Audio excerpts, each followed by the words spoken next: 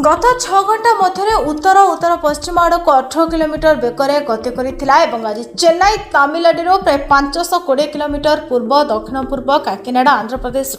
570 kilometre दक्षिण दक्षिण पूर्व 600 किलोमीटर दक्षिण दक्षिण पूर्व में केन्द्रीभूत होता। विशाखापट्टनम आंध्र प्रदेश गोपालपुर ओडिशार 750 किलोमीटर दूर में रही।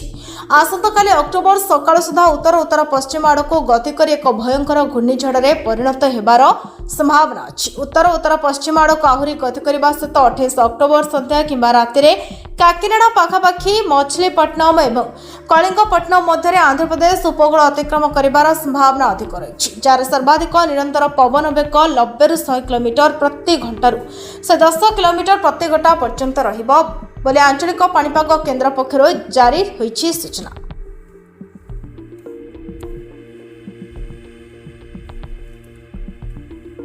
11:30 राति बात्या सृष्टि होता जार ना मुंथा रखा जायछि एवं यदि आपण तार मूवमेंट देखिए वर्तमान धीरे धीरे से पश्चिम उत्तर पश्चिम दिगरु तार दिग बदलाई उत्तर पश्चिम दिगरे मूवमेंट करबा आरंभ करछि टुवर्ड्स आपनकर आंध्र प्रदेश कोस्ट आड़ को जोटा हमर पूर्वानुमान होतला।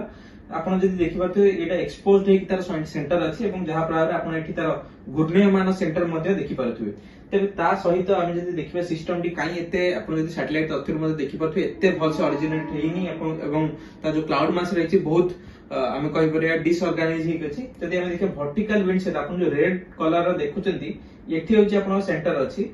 जहार आमे जदि देखिबा जदि वर्टिकल विंड से अधिक रुए सेता आपण सिस्टम टी बेसी इंटेंसिफिकेशन करबाकू आपण तार बड़ हुए नहीं, किंतु आपण जदि देखबे आगामी किछि घंटा भीतर जेहेतु आपण एठी देखुथिबे लो वर्टिकल विंड से धीरे धीरे डेवलप करछि जोटा कि आपनकर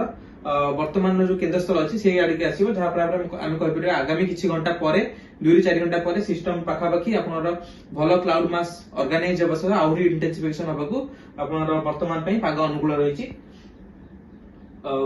तेबे समान समय रे हम जो गतकाली आमे ट्रैक देइथिलु आपण जदि देखिथिबे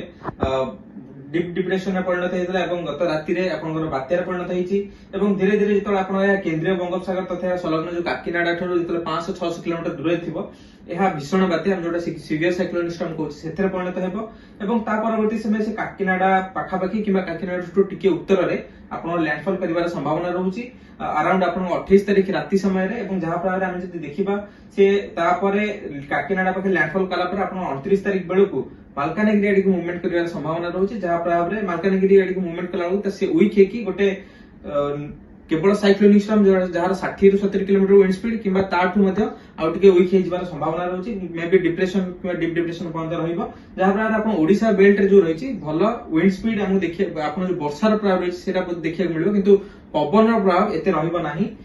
सामान रूपे आप देखिपे आम जो रही विंड स्पीड एवं ट्रैक रही सी सामान रूपे आप सामान इंडिकेशन कर गतकाली ट्रैक मे भी आम आज याटे विश्लेषण भाव जो नुआ ट्रैक अपलोड करें देखिपारे ता सहित ओडिशा रे केउ अंचल वर्षा हम जब देखिए विशेषकर आप दक्षिण ओडिशा जिला मानक